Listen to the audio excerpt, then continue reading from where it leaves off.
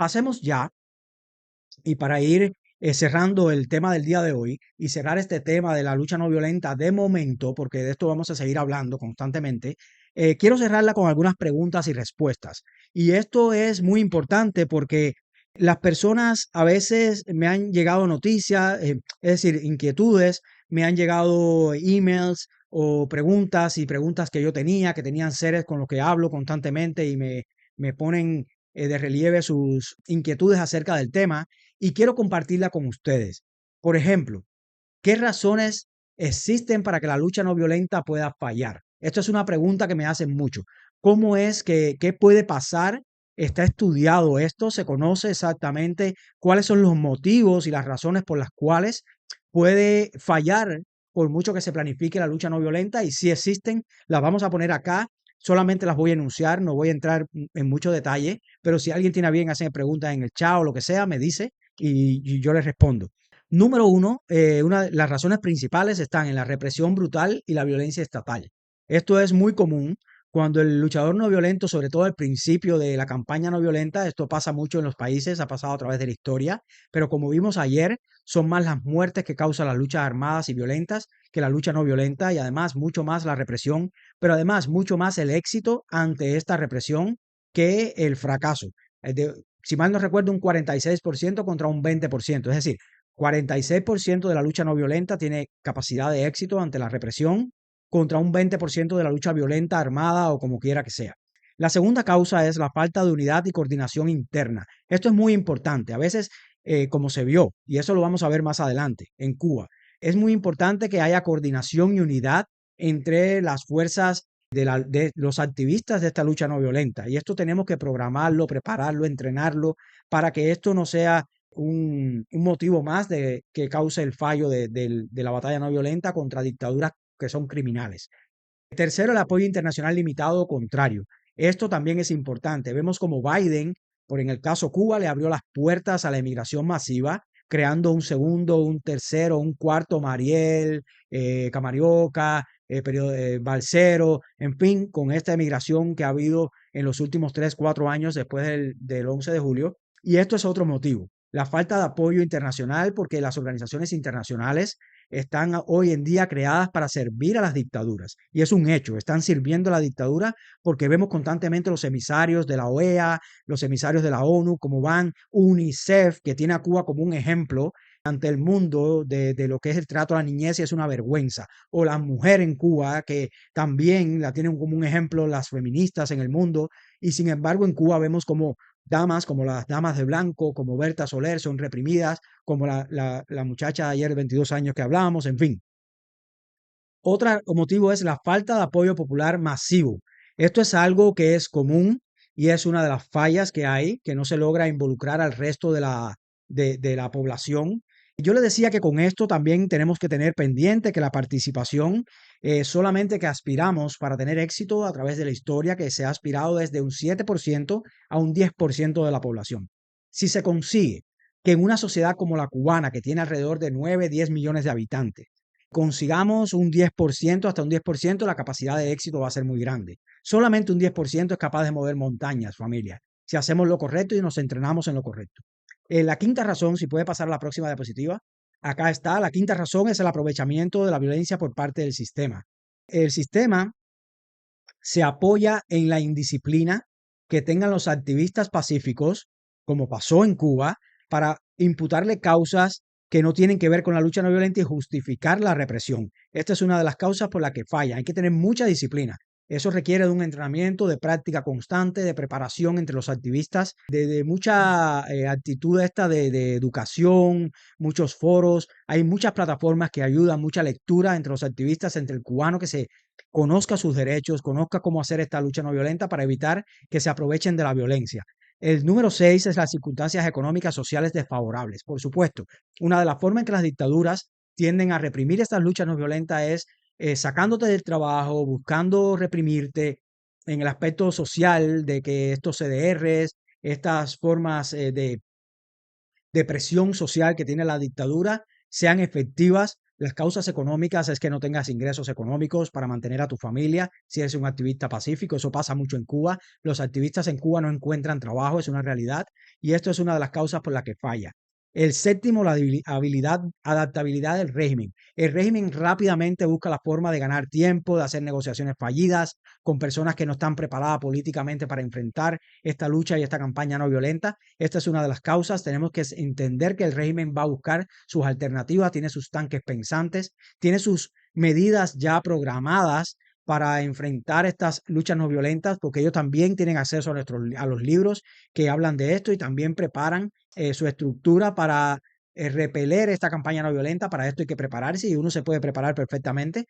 El número 8 es la resistencia cultural e histórica, porque hay muchos países que tienen esa dependencia cultural a un alfa, que pasa mucho en Cuba. Cuba siempre ha estado alrededor de un caudillo, porque el cubano es muy indiferente. El cubano no de ahora, ha sido toda la vida un país de café con leche y mulatas, decía Oreste Ferrara, porque hemos sido muy indiferentes. Recordemos, los mambises solamente fueron una porción bien pequeña de la sociedad cubana y había más negros en favor de España que negros luchando contra España entre los mambises. Y eso es una realidad. Los rayadillos eran cipayos cubanos, eran cubanos al servicio de España durante la Guerra de Liberación. Muchos mambises y héroes de nuestras luchas se les dio muerte, fueron asesinados por cubanos en el bando contrario. Y vamos a hablar el viernes del duelo entre dos cubanos en bandos diferentes que se dio en Cuba, en la historia de Cuba, que es un duelo que es algo bien escalofriante lo que pasó, y de eso vamos a hablar el viernes este que viene, en 2 días. Tenemos un programa preparado para cerrar este ciclo de los duelos. Vamos entonces a otra pregunta. ¿De qué vive un activista? Sí, todo esto lo pueden parar, por supuesto. Yo no quiero leerlo todo porque no quiero hacer un programa súper mega extenso. Yo quiero que estas cosas le queden como información. Esto requiere de muchas horas de investigación, escribir todo esto, ponerlo en perspectiva, ponerlo en diapositiva. Por eso no lo estoy leyendo. Estoy solamente enunciándolo para que lo vean, lo paren, le tiren screenshot, se lo manden a los activistas en Cuba, se lo manden a los grupos disidentes en Cuba que necesitan esta información, como el que le agradecen, porque incluso muchos se han puesto en contacto conmigo, amigos y hermanos que tengo dentro de Cuba, y me dicen que muchas gracias por esta labor, que ellos hay cosas que no conocían de estas razones y nada, está a su disposición, familia, es para esto que lo estamos haciendo. Así que pueden pararlo, pueden analizarlo con calma. La próxima pregunta es: ¿qué hace un activista si lo expulsan de su trabajo en una dictadura como la cubana por oponerse pacíficamente a ella? Hay varias acciones que se entrenan que puede hacer un activista. La número uno es mantener la calma y la disciplina con la no violencia. Es muy importante la disciplina con no responder con violencia, porque lo que busca el régimen es que cuando te dan una galleta se la des para atrás. Pero le aseguro que le va a doler más. Hay un sabio de la antigüedad que aparece en la Biblia, el sabio Salomón, que decía que la palabra es de plata y el silencio es de oro. A veces la mejor manera de ir contra un enemigo que psicológicamente y que materialmente, mejor dicho, tiene más poder que uno, porque recuerden, el monopolio de la violencia de un Estado lo tiene el Estado. De un país lo tiene el Estado, no lo tiene el individuo. Es muy difícil que un individuo tenga más acceso material al monopolio de la violencia por la estructura, por bienes materiales, en fin, recursos económicos, que el Estado. Es muy difícil que esto pase. Entonces, es muy importante en el activismo no violento entrenar a nuestros activistas en que no respondan con violencia. Esta es la forma en que desarmamos al enemigo, porque además ellos son víctimas de los mismos, iguales que nosotros, de la misma represión y del mismo miedo que tiene el cubano en esa dictadura voraz. Por lo tanto, si mantenemos la calma y la disciplina en la no violencia, damos una mejor respuesta. Esa es la número uno que aconsejan los teóricos de la lucha no violenta. Dos, protegerse físicamente. Hay posiciones que explica ahí la diapositiva, la vamos a buscar, es protegerse de una manera de que le cause la menos cantidad de daños a su vida, proteger su vida, su cabeza en posiciones fetales para evitar que tenga mayores consecuencias la violencia que ejerce la dictadura a través de sus esbirros sobre usted. Tercero es documentar la agresión. Es muy importante documentar la agresión en las plataformas que existen, siempre con videos, con testigos, con evidencias para informar más tarde y informar al mundo e informar al mundo de lo que está pasando. Esto es muy importante porque estas cosas hacen que pase de un arma. Ahí está, perfecto. No, la anterior, la anterior. Ahí está. Muchas gracias, producción. Eso hace que pase de ser víctima a que usted cambie la correlación de fuerza psicológica entre el agresor y el agredido. Esto es muy importante porque esta es la forma en que el mundo se solidariza con nuestra lucha, que es una lucha justa, es una lucha por los derechos humanos y es una lucha no violenta. Es importante esto para un activista de la lucha no violenta, documentar la agresión. Esto es muy importante. Buscar apoyo inmediato. Enseguida que un activista sea agredido, debe buscar, después de tener en cuenta estos factores, estos son factores que se entrenan. Vuelvo y repito, buscar apoyo de ya sea de activistas, de otros activistas, de transeúntes, de atención médica si es necesaria, porque a veces ha llegado a consecuencias muy graves, lo vimos en Cuba, lo hemos visto en el mundo entero. Hay muchas bajas, se expone la vida, no tenga lugar a duda la integridad física de los activistas, pero es una batalla que tenemos que dar no violenta contra un enemigo que tiene que entender que no vamos a ceder a su miedo, que no obedecemos, que no importa lo que hagan, no nos pueden poner preso a todos, ni nos pueden aniquilar a todos, ni nos pueden golpear a todos. Hay un día que se le acaban los recursos y los recursos de la violencia se combaten de esta manera. Esto es muy importante que lo entendamos. Yo sé que es complicado llevar a la práctica.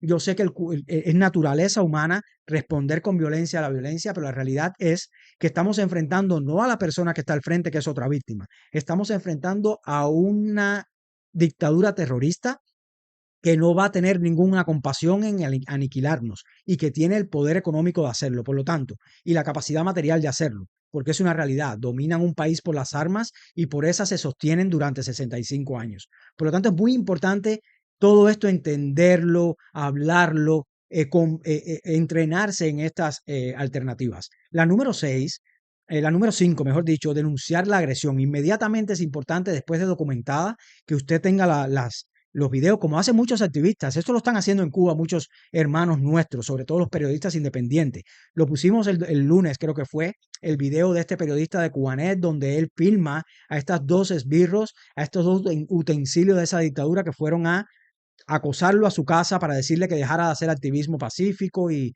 el trabajo periodístico que él hizo, y él se defendió documentando y denunciando esta agresión ante los medios y por eso lo pusimos en el canal. También mantener el enfoque en la no violencia, eso es muy importante. La disciplina en la no violencia es importantísima para un activista. Yo sé que es complicado, pero vuelvo y le repito, se requiere más valor, no se trata de cobardía, no se trata de pasividad, no se trata de que usted está buscando está tocando tres, como diríamos los cubanos. Se trata de que usted está empleando la inteligencia para oponerse a una dictadura que solo le queda la fuerza. Solo le queda la fuerza. Mantener el enfoque en la no violencia. El número 6, solidaridad y respuesta colectiva. Es importante que nos solidaricemos con todos los activistas, que todos nos veamos como hermanos. Eso es algo que vemos no tenemos que pensar igual, que eso es muy importante que entiende el cubano.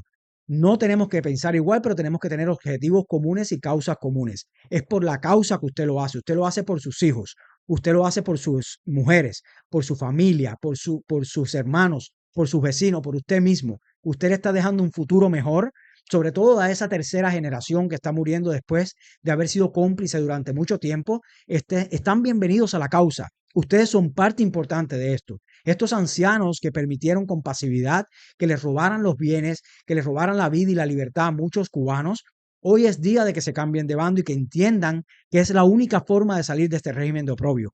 Eh, y por último, la preparación previa. Es importante el entrenamiento en estos métodos. En resumen, la respuesta a una agresión física en el contexto de la lucha no violenta debe centrarse en la protección personal, la no retaliación, que es esta respuesta violenta a la violencia, la documentación del incidente, la búsqueda del apoyo.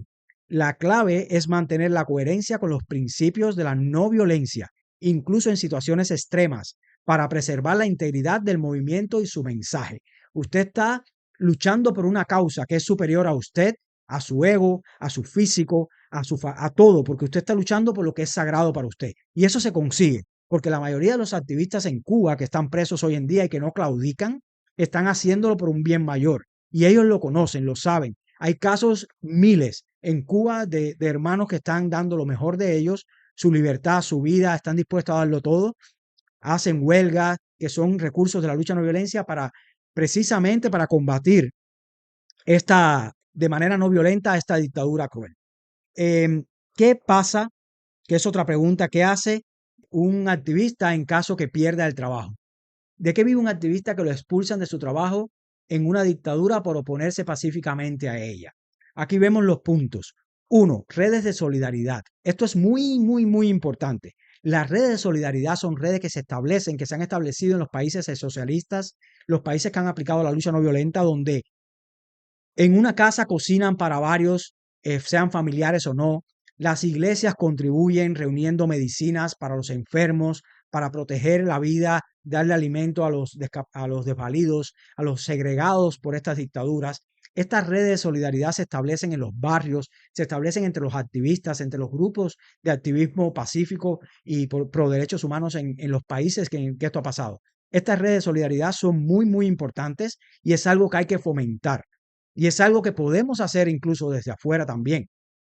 Podemos hacer no solamente las redes de solidaridad en cuanto a cuestiones económicas, sino a cuestiones de divulgación. Esto que hacemos en las plataformas digitales, no importa si usted es más pro uno o pro el otro. Todos, si contribuyen a la causa, le están dando visibilidad a nuestros hermanos y están formando partes de las redes de solidaridad. Segundo, trabajos informales o autónomos. Recordemos, muchos activistas en Cuba viven de trabajos autónomos que hacen. Los que no son torneros, son albañiles, son carpinteros, dan clases o repasan en la casa porque son excelentes profesores o ayudan escribiendo en portales internacionales. Yo conozco muchos activistas en Cuba que escriben no solamente en las plataformas digitales cubanas, sino que además escriben para plataformas internacionales, El País y otros periódicos y diarios que existen en el mundo.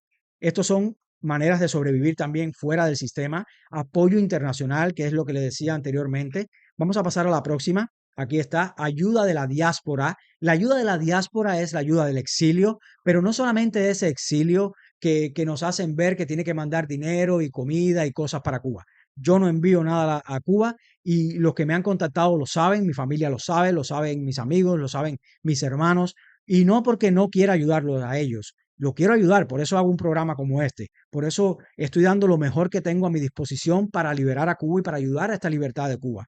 Pero no mando bienes económicos porque al final yo sé que es un embudo que termina en las arcas de los mayorales de la finca. Y eso no va a pasar. Lo que necesitan que le envíen es libertad.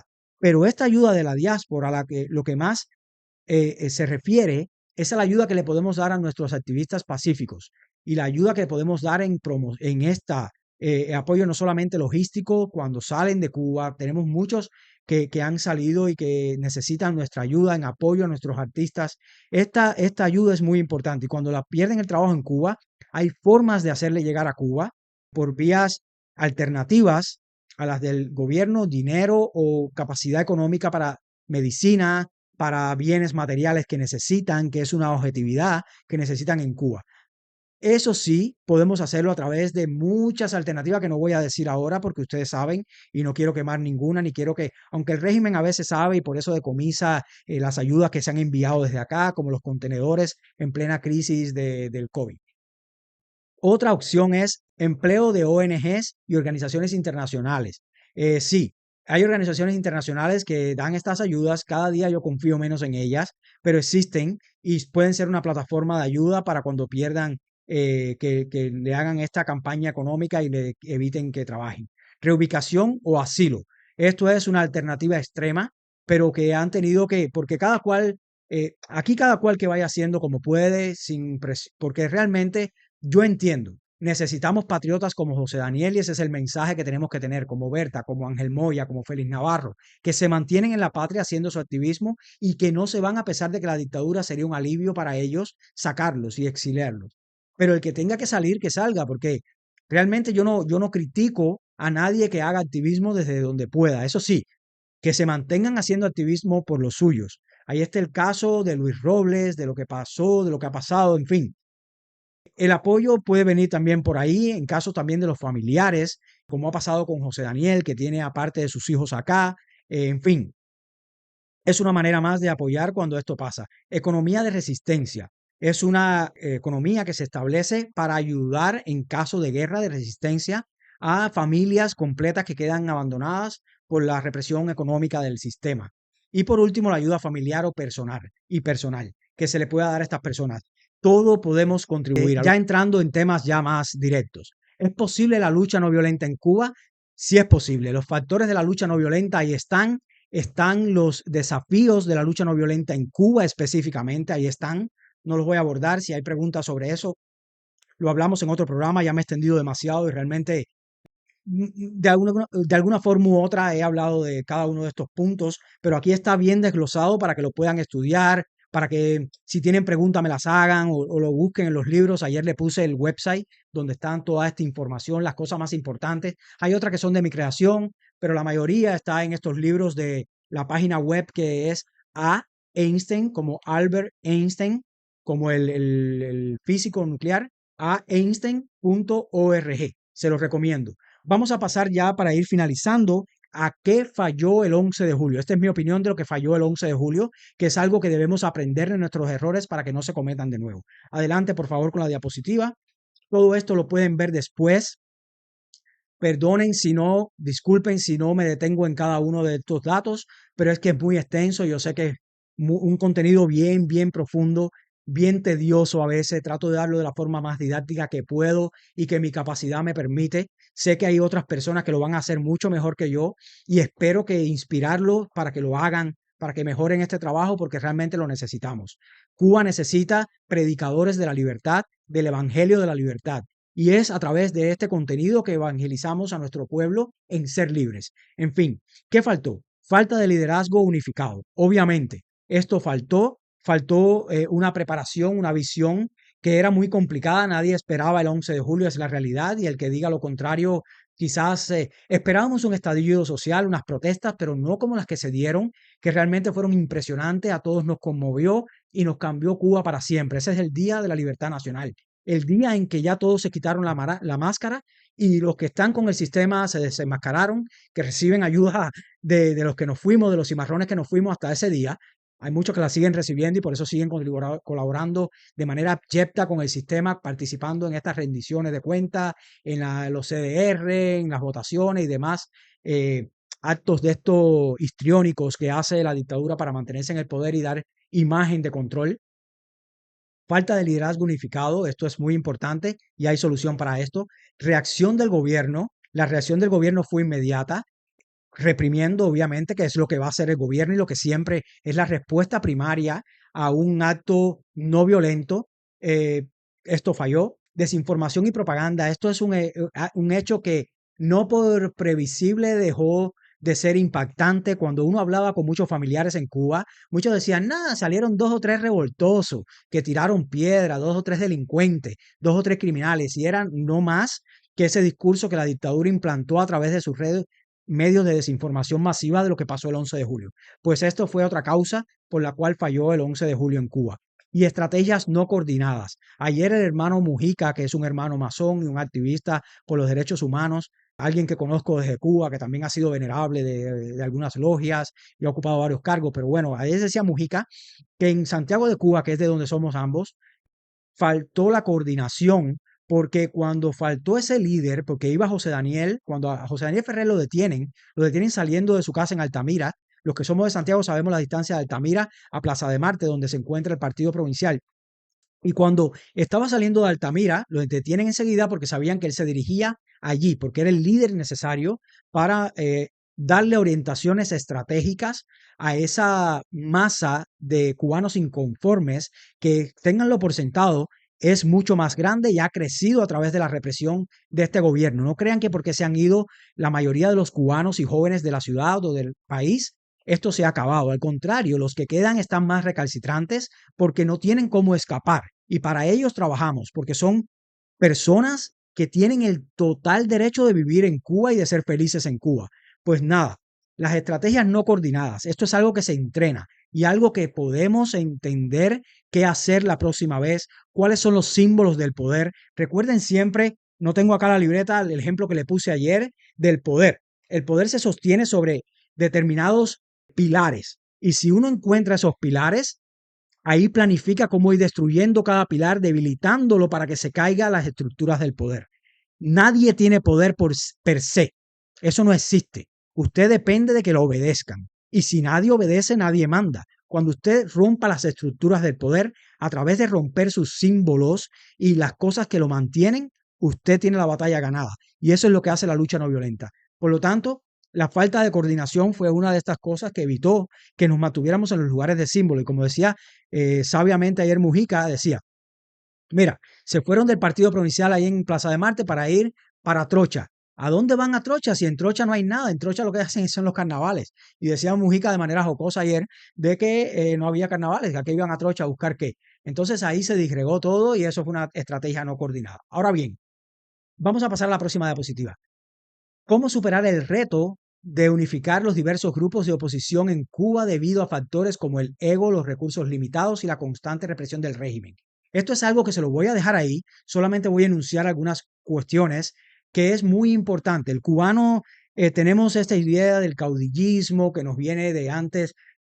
Eh, Hay un comentario que a mí me hicieron de que si no sé la bala que mató Martí, yo me pregunto si él sabe la bala que mató Martí. A Martí le decían los cubanos el capitán Araña, porque caminaba supuestamente hacia atrás y nunca había ido a la guerra antes de la guerra del 95. Por eso en parte José Martí se inmola en Dos Ríos y regresando y entrando en la guerra cuando él era más útil fuera. Pero esto lo digo por una sencilla razón.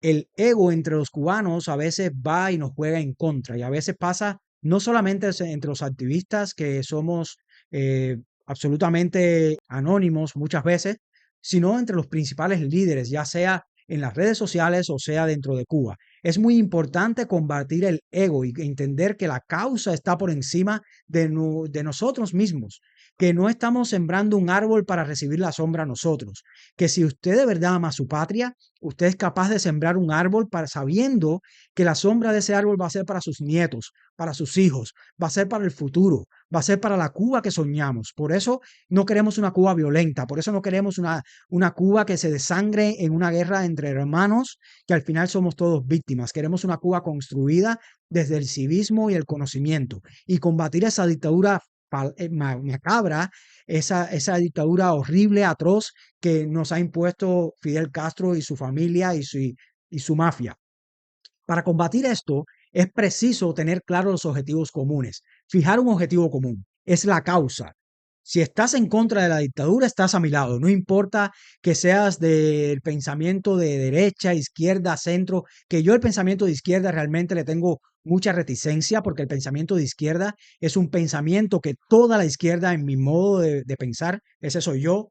Soy tolerante con el hermano que no lo sea, pero yo pienso que la izquierda es una conducta, una actitud ideológica, una posición ideológica empobrecedora y tendente a lo peor del ser humano, que es el robo a la propiedad privada. Parte de ese principio y por eso soy un libertario. Pero eso no se lo impongo a nadie, ese es mi criterio y podemos debatirlo. Hay puntos a favor, puntos en contra, cuestiones que se pueden debatir. Pero es muy importante saber los objetivos comunes. El objetivo común es contra quién vamos, eso es lo que ha pasado. Y ahí pone un ejemplo que el movimiento de solidaridad en Polonia logró juntar en el sindicato de este movimiento con cuestiones básicas, logró unir varias tendencias ideológicas. Y eso es lo que necesitamos para combatir el ego. Ya no es por mí, sino es por nosotros, es por la causa. Vamos a la siguiente diapositiva, por favor. Lo otro es fomentar el liderazgo corporativo y descentralizado. Esto es algo muy importante, colaborativo y descentralizado. Esto es muy importante porque la dictadura para ella es muy sencillo descabezar cuando hay un líder visible. O sea, está pasando ahora con José Daniel, está pasando con Berta Soler, está pasando con Félix Navarro, está pasando con tantos y tantos líderes en cada comunidad, está pasando con este joven de Caimanera que estamos hablando hoy, y ha pasado siempre así. En cambio, si logramos tener un liderazgo horizontal, como ha pasado en Polonia, como pasó en Checoslovaquia, en varios lugares, vamos a tener la capacidad de que sea por todos. Y si fomentamos esto, logramos un liderazgo corporativo descentralizado donde varios seamos los líderes que llevamos adelante este proceso de la lucha no violenta en Cuba. Y esto es posible, y más es posible ahora con los medios que tenemos y solamente con el entrenamiento de nuestros líderes, que entiendan los diferentes grupos y sectores. Veíamos con tristeza en el exilio cómo Coco Fariña se desentendió de esta petición para el premio Sájarov que él ostenta y que ostenta también Berta Soler.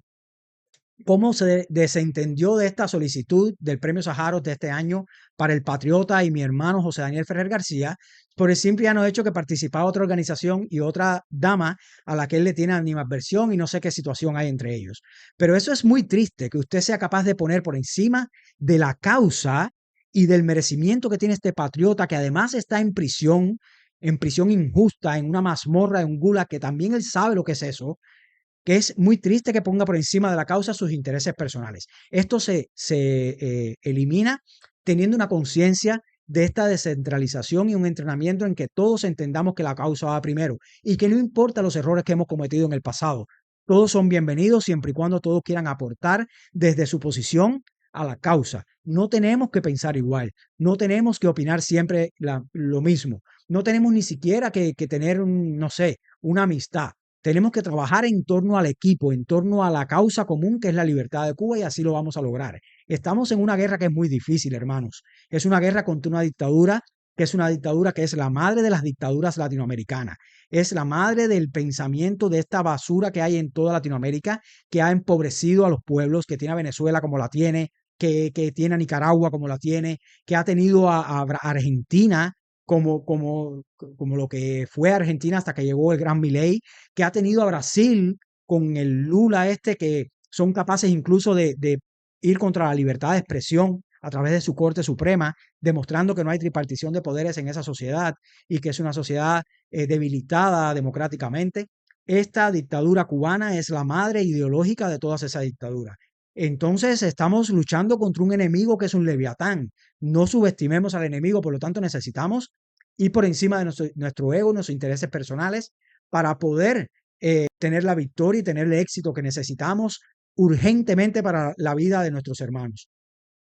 Generar confianza mutua y cooperación. Esto es otra estrategia muy importante para esto. Y esto se logra a través de foros, a través de comunicación, sea pública o privada, a través de los medios tecnológicos que existen, que no lo voy a decir. Incluso hay una plataforma que oía hace poco a María Elvira, la cual no es santo de mi devoción, pero bueno, María Elvira, que es una congresista cubano-americana de acá de la Florida, que hablaba de una plataforma nueva de comunicación que puede incluso transmitir sin internet, que es brillante, que es una plataforma que podemos utilizar cuando el régimen rápidamente bloquee los medios regulares como WhatsApp, Telegram, etcétera.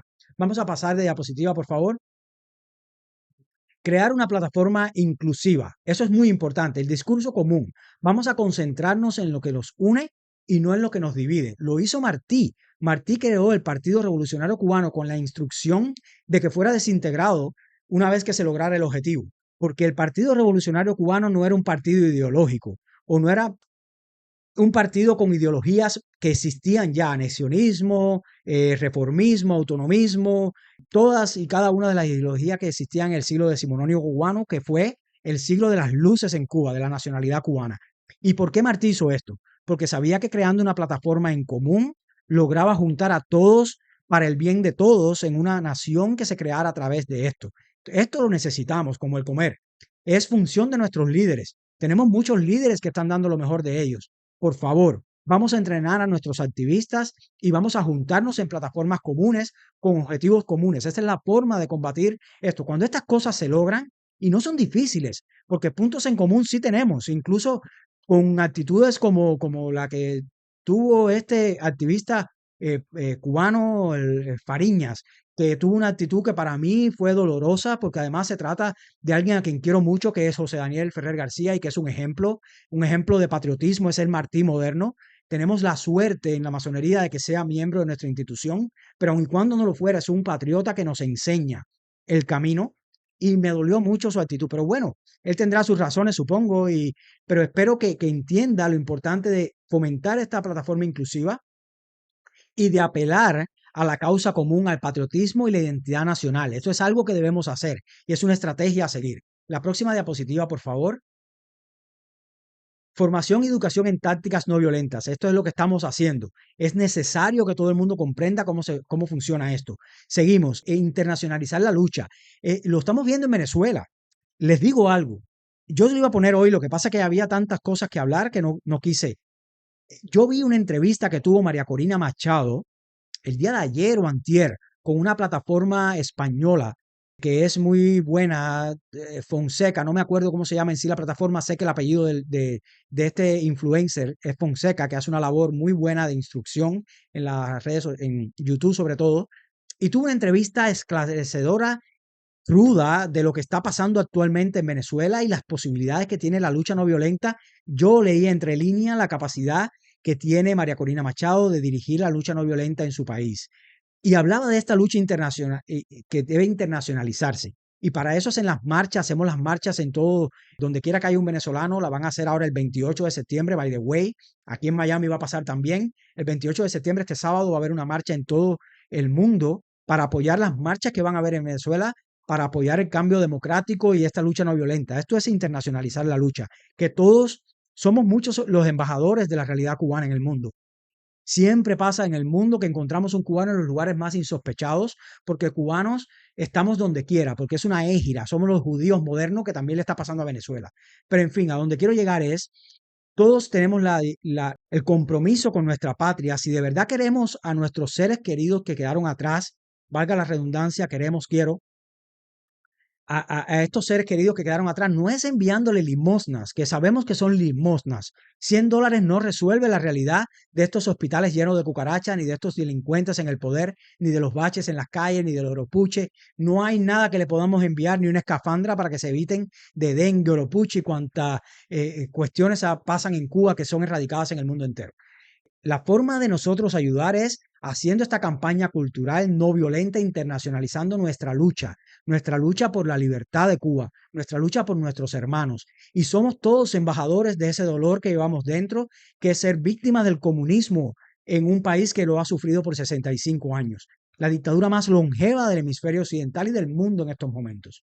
Pues nada, esto es forma de internacionalizar esta lucha y proteger a nuestros hermanos. La próxima diapositiva, por favor. Vamos a acelerar un poquito. Apoyar a los presos políticos y a sus familiares. Es un símbolo. Los presos políticos. Por eso yo tengo un capítulo aquí que es de los presos políticos que no dejo de hablar. No importa si lo ven, si no lo ven, si lo apoyan o no lo apoyan, yo lo hago porque realmente lo hago de corazón. Yo me veo representado ahí. Si yo estuviera en Cuba, yo estuviera preso o muerto. Yo siempre se lo digo y mi familia lo sabe. Y además tuviera quizás familiares que me hubieran dado la espalda, porque son gente que en fin, ya he hablado en otras ocasiones de esto. Eh, la forma de apoyarlos es apoyar a nuestros presos políticos y sus familiares. No podemos dejarlos abandonados. Hay que visibilizarlo para evitar que ese régimen atroz les haga lo que le está haciendo y mucho más. Recordemos las predicciones que hizo este periodista de Caimanera cuando decía Yeris Curbelo, cuando decía que lo iban a meter preso y a lo mejor iban a acabar con su vida, que pedía apoyo internacional. Esta es la forma de apoyar. Mantener la flexibilidad en la estrategia. La estrategia tiene que saber que tienes varias vías de escape y cosas que entrenar. Eso está ahí. En la próxima diapositiva, por favor. Y neutralizar los egos a través del servicio, a través de la acción que llevemos todos, vamos a neutralizar estos egos que indiscutiblemente surgen y siempre han surgido. Martí lo logró hacer, es posible hacerlo, es posible hacerlo. Los cubanos sabemos que estamos luchando contra un leviatán y tenemos una causa en común. Vamos a pasar ya aquí vimos lo que falló, cómo superar el ego. Ahora vamos a hacer recomendaciones para el futuro cuando pase otro 11 de julio que va a pasar. No tengan duda, familia, esto va a pasar y necesitamos que nos preparemos desde los activistas en Cuba y fuera de Cuba para saber qué tenemos que hacer, cómo tenemos que reaccionar todos y cómo podemos ayudar. Aquí lo pongo someramente por bullet points, pero realmente quiero que los desarrollen ustedes mismos, ustedes saben cómo mejor hacerlo. Construcción de un liderazgo unificado, ya eso hablamos. Preparación ante la represión, sabiendo que van a venir a reprimir, cómo colocar, cómo actuar ante la represión. Yo le comentaba algunos ejemplos de lo que pasó en Polonia, de lo que pasó en Checoslovaquia, que ponían a las damas delante para evitar agresiones, ponían a los jubilados y a los exmilitares detrás. Así van colocando en diferentes niveles cómo iba posicionando, cómo es la estrategia. de esta preparación para la represión. Uso estratégico de la tecnología. Ahora tenemos los medios a nuestra disposición y gracias al bendito Internet, como decía ayer José cuando participó aquí el Patriota, decía que gracias al Internet estamos entrando en ese caparazón profundo que crea el comunismo con su propaganda. Crear alianzas internacionales es muy importante. Tenemos países que nos apoyan, gobiernos que nos apoyan, organizaciones internacionales que a pesar de ser tendentes a este control global, algunas todavía tienen recursos y mecanismos como lo que vimos la semana pasada, que se tomó un acuerdo en la Unión Europea gracias a muchos diputados, 382 votaron a favor, de exigir la libertad inmediata e incondicional de José Daniel y el resto de presos políticos. Estas alianzas son necesarias. Enfocarse en demandas específicas. Esto es algo muy importante. Saber exactamente qué pedimos, porque unos piden agua, otros piden corriente, otros piden comida, como si ya cuando le dieran el agua, la corriente y la comida se resolviera todo lo que estamos pidiendo. Tenemos que saber que tenemos que hacer demandas específicas, demandas que sean profundas y básicas, las que congreguen en ellas la mayor cantidad de demandas de una sociedad que está absolutamente carente de todo. Si nos podemos exigir, el cubano, tú le das un micrófono y te va a exigir de todo, porque en Cuba falta de todo. Necesitamos libertad. Necesitamos libertad para nuestros presos políticos, libertad de expresión, derechos humanos, respeto a los derechos humanos. Necesitamos que nos respeten el derecho a tener varios partidos políticos, que varios partidos, varias ideas son las que nos van a llevar a la democracia. El derecho a la democracia, a vivir en democracia. El derecho a la vida, a la libertad y la propiedad. Esto tiene que ser un reclamo. Estas son las formas, la caída del sistema, no más. No necesitamos más dictadura, abajo la dictadura. Eso es una demanda específica, que se vayan del poder. 65 años son demasiados. La resiliencia y la continuidad. La resiliencia es soportar lo que va a venir. Sabemos que es una batalla, que nadie se engañe. La lucha no violenta no le garantiza a usted que le respeten la vida, ni la libertad, ni sus propiedades. Al contrario, posiblemente lo va a exponer, pero lo va a exponer también una lucha armada, pero lo va a exponer más quedarse indiferente observando cómo se le acaba la vida. Yo me fui de Cuba hace 15 años y cada vez que regreso o regresaba, veía cómo se deterioraba más esa sociedad, veía con lástima, me hacía daño. Yo venía para acá traumatizado, como le pasa a muchos cubanos, que cuando regresamos a Cuba vemos los baches incrementarse, vemos los ancianos padeciendo peores cosas, vemos incluso a los comunistas, que fueron comunistas, como vienen y nos piden dinero, no ven y los vemos famélicos, los vemos en harapos, porque Roma paga a los traidores, pero los desprecia. Y eso es lo que pasa con todos los que le sirven de piso a esta dictadura voraz. En fin, aquí con estas recomendaciones he terminado una serie de 3 programas, lunes, martes y miércoles de esta semana que espero que les sirva